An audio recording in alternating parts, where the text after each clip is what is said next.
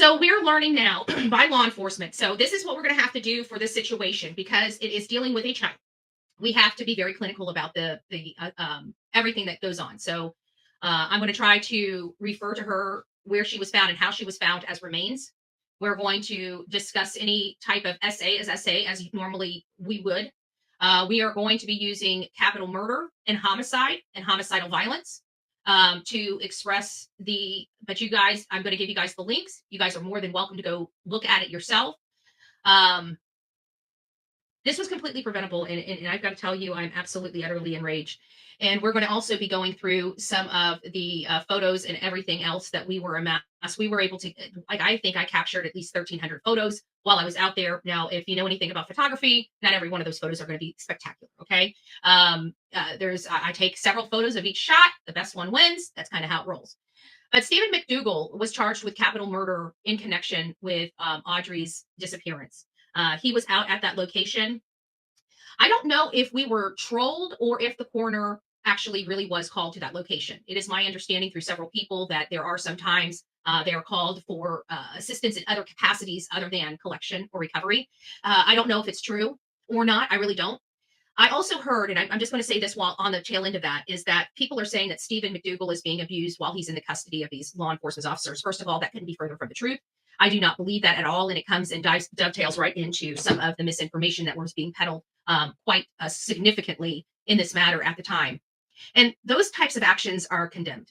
I think anybody that engages in those practices where you're manipulating information that you know wholeheartedly is untrue, I think, and I don't know if it does. I don't know if it does, but it should rise to the level of a crime, in my opinion, because I really do think that with social media being what it is and people having the platform and being able to interject and inject misinformation into situations like this, I think that there has to be, if people can't be responsible on their own, I think laws need to be put in place to force them to be responsible.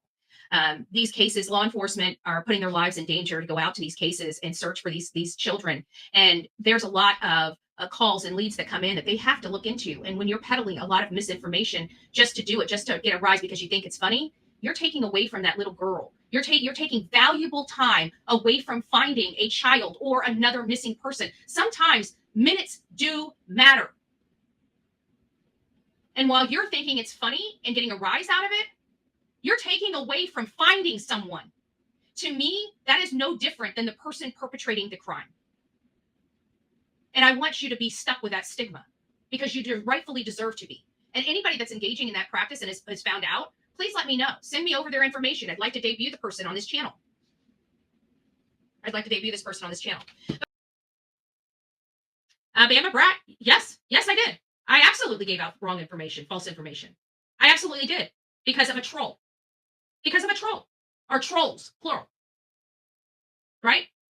But you condemn me and not the bad actors. So shame on you. And you know that to be true. You know absolutely that to be true. And it's disgusting that you're here trying to defend their actions and condemning mine. Shame on you. Shame on you. Shame on you. Be nice, people. Thank you. Oh, yeah. There's only one rule in the chat for those that are new. You can say what you mean what you say, but you can't say it mean. Okay.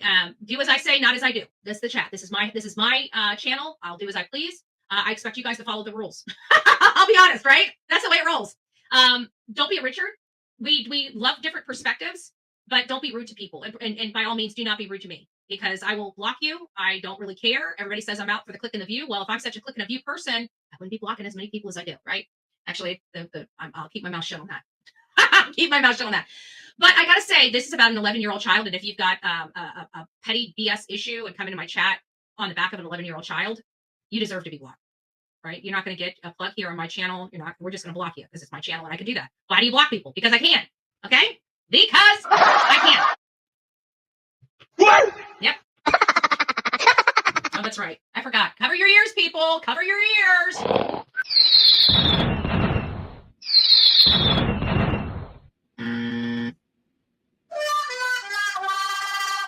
Betty's back in the office.